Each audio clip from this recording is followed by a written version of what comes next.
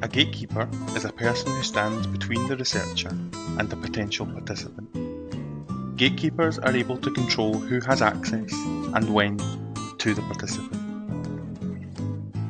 There are numerous gatekeepers in a higher education institution. If you're looking to collect data from students on your course, you may want to use the first 5 minutes of a lecture to advertise the opportunity to participate. The lecturer would need to agree to this. This is known as granting access, and they would be known as a gatekeeper.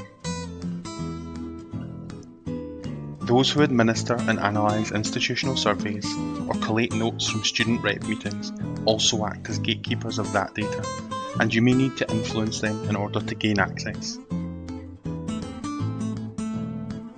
Gatekeepers can also help recruit participants, but this can bias the research and should be carefully considered.